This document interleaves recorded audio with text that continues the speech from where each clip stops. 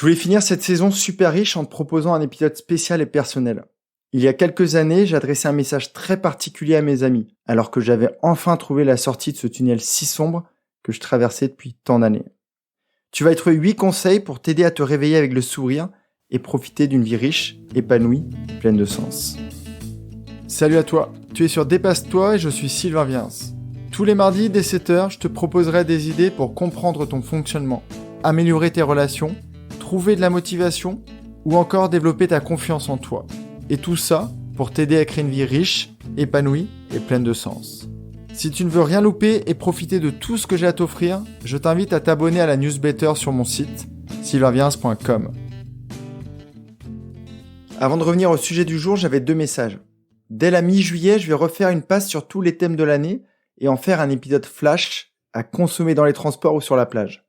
Et je vais continuer d'envoyer quelques mails privés, donc si tu veux faire le plein d'idées pour que la rentrée prochaine soit la meilleure de ta vie, inscris-toi vite à mon courrier. Le lien est dans les notes de l'épisode. Donc avant de vraiment commencer, c'est mon 2e message, je voulais remercier Coconut qui m'a laissé un avis du Canada. Salut Sylvain, j'ai découvert ton podcast par hasard, mais ça fait maintenant 1 mois que je t'écoute chaque matin. Le développement personnel est une véritable quête du bonheur, et grâce à toi, j'ai la sensation que la mienne a commencé. Donc merci beaucoup Coconut pour ton commentaire très sympathique, et j'en profite pour passer le bonjour à tous les Québécois qui m'écoutent, de plus en plus nombreux, de chez toi. Alors le sujet du jour, pour que tu comprennes le contexte, on est il y a environ 3 ans, et j'ai décidé de retirer le masque de l'homme heureux, celui que je portais depuis très longtemps.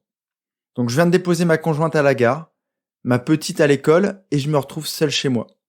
Alors je sais plus vraiment pourquoi j'ai décidé de faire un constat ce matin-là, mais j'ai dressé un bilan un peu de ma vie, où j'en étais, et je me suis rendu compte tout simplement que j'étais heureux, alors que ça faisait très très longtemps que je courais après cette sensation. Donc concrètement, je prends mon clavier, et voilà ce que j'ai écrit ce matin-là. Ceux qui me connaissent vraiment savent la noirceur que j'ai toujours eue en moi. Après 18 mois dans ma grotte, j'ai enfin de l'énergie, et j'en ai tellement que j'ai envie de transmettre tout ce que j'ai compris et ce qui a fonctionné pour moi. Donc comme je te l'indiquais, en fait, je décide de retirer mon masque et je fais part de ma traversée du désert, de ce tunnel très sombre où j'ai passé la quasi-totalité de ma vie. Donc je continue. Voici donc les pratiques que j'ai intégrées dans ma vie et qui ce matin font que j'ai du mal à me reconnaître. Donc le premier conseil que j'ai donné à mes amis ce jour-là, plus d'actualité. Est-ce intéressant de savoir qu'un tsunami a tué 50 000 personnes à l'autre bout du monde? Surtout si on ne peut rien y faire. Sauf preuve du contraire, ressentir de la tristesse n'a encore sauvé personne. Donc ça, c'est le premier conseil que je t'ai déjà donné à travers les épisodes du podcast, c'est de surveiller comment tu alimentes ton cerveau. Si je te proposais de faire un exercice là tout de suite, de faire pause et de te mettre devant une chaîne d'infos pendant 10 minutes, il n'est pas impossible qu'il y ait des phrases très négatives qui te traversent l'esprit après avoir vu ces infos. Le monde est fou. Pourquoi tant de violence? On s'en sortira pas. Et concrètement, ces phrases, elles ne te portent pas du tout. Et bien au contraire, elles détruisent ta créativité. A contrario, si je te propose cette phrase, imagine que demain, le monde soit fait d'amour, que toute la terre réagisse avec compassion, bienveillance, respect, et que nous ressentions tous une grande joie, un bonheur incroyable. Est-ce que tu as senti la différence? Mon 2e conseil de l'époque, c'était plus de TV. Sauf Koh-Lanta pour son intérêt nature et relations humaines. Plus de tentation de s'affaler sur le canapé en fin de journée et de perdre un temps qui est si précieux. Je partage toujours cet avis. J'en avais déjà parlé dans l'épisode sur le loup noir. Le 2e conseil, c'est que la vie elle est trop courte pour la passer à des divertissements sans intérêt. Imagine que là, tout de suite, tu décides de passer 25 minutes tous les jours à méditer ou à écrire, au lieu de regarder ou faire un truc bidon. À la fin de l'année, tu auras pris soin de toi pendant 1 semaine entière. Donc questionne-toi sur tes activités du jour. Qu'est-ce que tu as fait? Qu'est-ce qui te fait réellement du bien? Et qu'est-ce que tu aimerais faire que tu ne t'autorises pas à faire? Plus tu vas faire des choses qui te font du bien, plus ça va t'apporter de la sérénité et de la créativité pour la suite. Je reprends mon message et je continue donc avec cette 3e pratique, de la méditation contemplative en pleine nature. Je me suis trouvé une petite souche à côté de chez moi. Et je respire, je regarde les papillons, je m'extasie devant la nature, devant les arbres. Tu offres du sport à ton corps pour son entretien, j'espère que tu le fais, offre de la méditation à ton cerveau. Il te remerciera en te permettant de profiter avec plus de conscience et d'attention de la vie. Moins ton cerveau est obstrué par de l'anxiété, par des peurs, par des ruminations, par des projections, plus il est serein et créatif, plus il te proposera des idées pour t'épanouir et te sentir encore mieux. Je reprends le message. Des douches froides, ça rebooste et ça file un max d'énergie mentale et physique. J'en ai parlé déjà plusieurs fois, ça peut être des baignades dans l'Atlantique, ça peut être des douches froides, l'été ou l'hiver. Ça peut paraître un peu magique, mais de temps en temps, si tu oses tourner le robinet vers la droite, tu vas voir que ça va te faire un bien fou. Au niveau physiologique, ton corps va ressentir un shoot d'hormones. Et tu vas aussi en profiter au niveau mental. En sortant de ta douche, quand tu saisiras ta serviette, promis, tu seras hyper fier de toi et tu ressentiras une grande confiance qui va t'accompagner toute la journée. J'enchaîne avec une autre pratique. Des méthodes pour gérer les pensées et surtout les réactions qui en découlent et qui gâchent la vie. On ne choisit pas forcément ses pensées, en tout cas dans un premier temps. Mais je peux vous assurer que l'on a le choix de nos réactions. Ça fait référence à l'épisode Spire, c'est un de mes premiers épisodes, et si tu ne l'as pas écouté, je te conseille vraiment de le faire. Juste pour préciser un peu les choses, tu n'es pas tes pensées.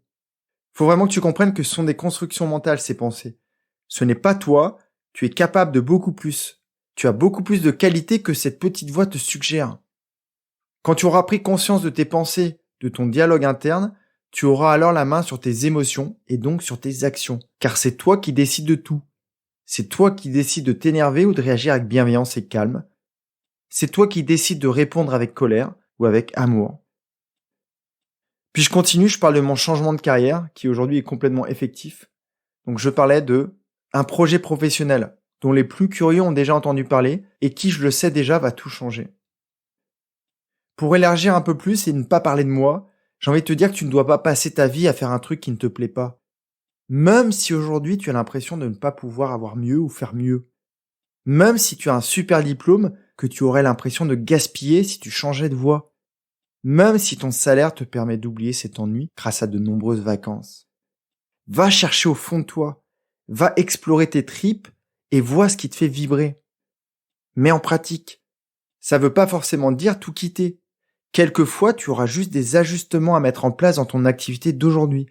Et ça te permettra de nourrir un besoin fondamental. Je continue sur le message. Je rajoutais de l'écriture tous les jours. Principalement le soir, mais très souvent durant la journée, dès que j'en ressens le besoin, comme ce matin-là. Donc si jamais tu es sensible et mental comme je le suis, écris. Pose tes pensées, tes idées sur papier. Tu vas gagner en clarté, en créativité, et tu vas peut-être pouvoir utiliser ces idées pour te construire la suite. Comme pour chacun de mes conseils que je viens de te donner, que je viens de te redonner, tu peux te référer à des épisodes. Et sur l'écriture, si je ne me trompe pas, j'en ai écrit au moins 2. Je continue avec le message. La redécouverte de mes valeurs enfouies bien trop profondément et que dorénavant je ne mettrai plus jamais de côté. On reste un peu sur la même idée. Le 8e conseil, c'est va fouiller en toi, va nager en profondeur au plus profond de tes entrailles pour découvrir qui tu es. Qu'est-ce qui te donne envie? Vois qui tu veux vraiment être. Et je te conseille de fixer des objectifs et essaye de les garder toujours en face de toi pour que tu y penses tout le temps. Et enfin, je finissais par la phrase que tu connais déjà si tu as écouté tous mes épisodes. Et enfin, j'ai compris une chose fondamentale, que pour rendre les gens heureux, il faut l'être. Et je le suis vraiment, profondément, et j'espère que ce post vous en transmettra un peu. Donc c'est vraiment la phrase qui a été le déclic qui a bousculé toute ma vie. Tu ne rendras pas les gens heureux si tu ne l'es pas vraiment. Alors bouge-toi dans un premier temps, rien que pour toi. Et quand ta bouteille à motivation, ta bouteille à énergie, ta bouteille à épanouissement sera pleine, tu pourras rayonner tout autour de toi. Car je peux t'assurer que le monde a besoin de personnes heureuses, bien dans leurs bottes, bienveillantes, respectueuses, joyeuses et complètement épanouies. Et enfin, à l'époque, une petite touche d'humour, je finissais en rassurant mes proches. Je vous rassure, je ne suis pas entré dans une secte et je ne me drogue pas, sauf si quelqu'un m'en fait ingérer sans que je le sache. Je vous envoie plein d'énergie et d'amour. Donc voilà le message que je voulais te transmettre aujourd'hui.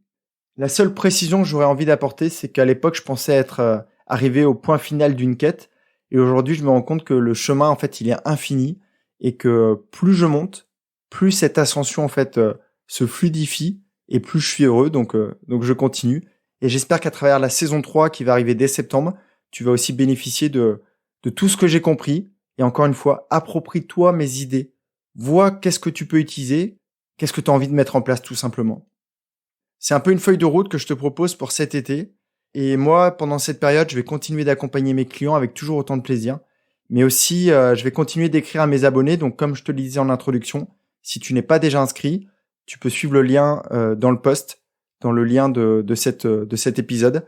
Et je serai très heureux de commencer à t'écrire dès la semaine prochaine. Donc, en attendant notre prochain échange, je te souhaite un superbe été rempli de belles rencontres, de beaux échanges avec tes proches et de plein de moments remplis de sens. Prends vraiment bien soin de toi. Je t'envoie plein d'énergie, plein de conscience, plein de respect et d'amour. Et profite bien de cet été. On se retrouve très vite. Bye bye. Si cet épisode t'a appris quelque chose, n'hésite pas à en parler autour de toi. Dis-toi qu'à chaque fois que tu m'aides à le diffuser, tu fais tous les jours un peu plus pour aider tes proches et influencer positivement les gens qui nous entourent. Je te remercie très sincèrement pour ton écoute et je te souhaite vraiment le plus beau pour la suite.